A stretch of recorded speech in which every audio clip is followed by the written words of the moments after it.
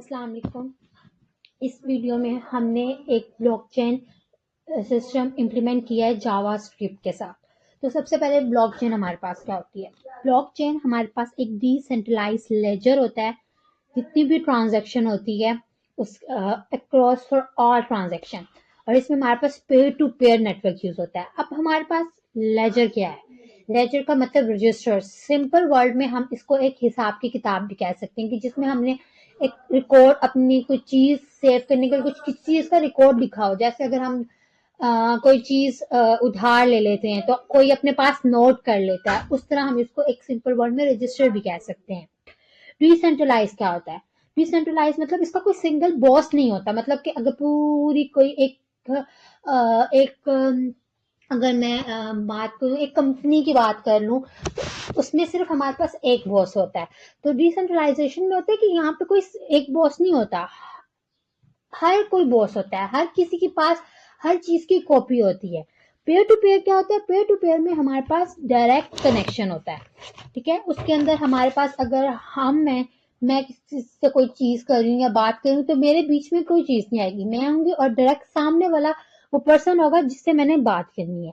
तो pair to pair हमारे पास ये होता है। तो इसमें हमने एक सिंपल सा हमने इसमें बेसिक कोड एक जनरेट किया है। सबसे पहले हमने एक ये यहाँ पे लाइब्रेरी यूज की, क्रिप्टो JS जावास्क्रिप्ट। ये इस लाइब्रेरी से हमने जो SH26 है, SHA26 हैशिंग फंक्शन इंपोर्ट हम कर रहे हैं। ये डाटा को ये मतलब ये हम क्यों कर रहे हैं, क्योंकि ये डाटा को एक यूनिक फिक्स लेंथ स्ट्रिंग में कन्वर्ट करने के लिए हमने ये यूज किया है। तो हमारे पास जो हमारा डाटा होगा ना, उसको एक यूनिक मतलब unique hash fix length string में कन्वर्ट करने के लिए हमने ये लाइब्रेरी यूज की है। उसके बाद हमने एक क्लास बनाई है ब्लॉक के नाम से। उसमें हमने एक कंस्ट्रक्टर लिया है, ठीक है। उस कंस्ट्रक्टर में इस ब्लॉक के हमने मतलब हमारे पास 4 पार्ट्स हैं। सबसे पहला पार्ट हमारे पास इंडेक्स। इंडेक्स क्या है।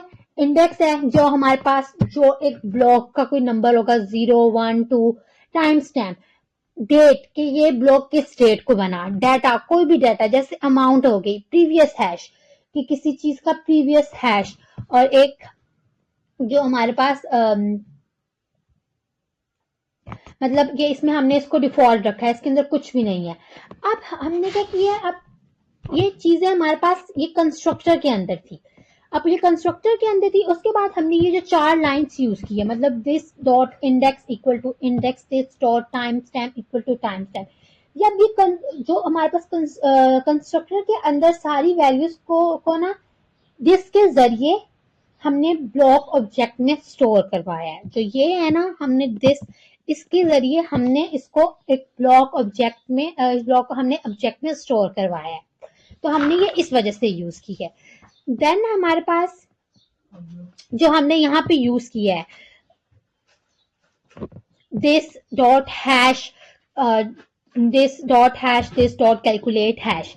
ये ब्लॉक बनाने के लिए जो हमने एक बनाया हुआ है कंट्रोल हैश फंक्शन हमने यूज किया है। ये उसको कॉल करने के लिए हमने यहाँ पे इसको कॉल किया है, कॉल होता है और हैश स्टोर हो जाता है। मतलब हम ये इसको कॉल कर यहाँ पे हमारा हैश स्टोर हो जाएगा।